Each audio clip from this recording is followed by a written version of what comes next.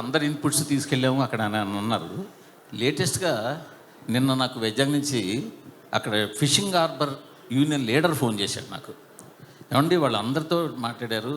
యాక్చువల్గా ఈ వాళ్ళ ఫైట్ వెనకాల ఉన్నది మేము వాళ్ళని తీసుకుని వెళ్ళి గుజరాత్ వెళ్ళి అక్కడ ఢిల్లీ వెళ్ళి పోరాటం చేసి మోపిదేవి వెంకటరమణ గారిని కలిసి జగన్ గారిని కలిసి ఫైట్ చేసి తీసుకొచ్చిన తర్వాత వాళ్ళకి 5-5 లక్షల చొప్పున గవర్నమెంట్ నుంచి సాయం అందేలా చేసాము. ఇన్ని చేసిన మమ్మల్ని మాత్రం యూనిట్ అసలు వాళ్ళు చెప్పలేదు. ఆ ఇద్దరు పేరు ఎవరైతే హస్బెండ్ వైఫ్ ఉన్నారో వాళ్ళు చెప్పలేదు, మమ్మల్ని యూనిట్ కూడా గుర్తించలేదు అని చెప్పి అన్నారు. అది రీసెంట్గా నా దృష్టికి వచ్చిందండి. అవునండి. నాకు అంతకుముందు నా దృష్టికి రాలే, రీసెంట్గా దృష్టికి వచ్చింది. ఈ రిలీజ్ తర్వాత వాళ్ళని వెళ్ళి కలవడం కానీ అక్కడ ఒక చిన్న ఫంక్షన్ పెట్టుకోవడం కానీ ఏదో చేద్దామని మట్టుకు అనుకుంటున్నామండి. అది రీసెంట్గా మా దృష్టికి వచ్చింది. That will be addressed.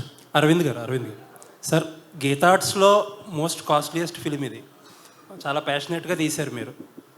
But మీకున్న ఎక్స్పీరియన్స్కి మీకున్న కనెక్షన్స్కి ఈ సినిమాని ఎలా అయినా సరే మార్కెట్ చేసేయగలరు, అమ్మేయగలరు. బట్ ఈ సినిమా 1-2 నెల్లూరు సీడెడ్ తప్పితే ఎక్కడా కూడా అమ్మల, అన్ని చోట్ల మీ ఓన్ రిలీజ్. అది కూడా మీ డెసిషన్ అనే తెలిసింది. ఎందుకు అలా చేయాలని అనుకున్నారు? ఇది కంపెనీ పాలసీ అండి. జనరల్గా అమ్మేయడం అంటూ ఉండదు. 1-2 చిన్న మా కంట్రోల్ లేని ఏరియాస్లో ఇస్తాము కానీ మిగతాది ఎప్పుడు గీతా ఆర్ట్స్ మేమే ఉంచుకొని లాభం నష్టం మేమే అనుభవిస్తాం. ఎందుకంటే మనం కష్టపడి చేసే మన సినిమా మీద మనకు నమ్మకం ఉండాలి ఫస్ట్. అందుకని ఆ నమ్మకాన్ని మేము మొత్తం క్యాష్లు మనుషులు టైము అన్నీ కలిపి దాని మీద పెట్టి బెట్ చేయడం కాదు, దానికి ఒక అష్యూరెన్స్ తోటి వెళ్తాం అనమాట. That is the policy. Plus confidence. మేము తీసే సినిమా మీద ఆ కాన్ఫిడెన్సు. మేము ఈ సినిమా మీద ఇంకా ఈ సినిమా అనుకున్న దానికన్నా బాగా ఎక్కువ ఖర్చు అయింది.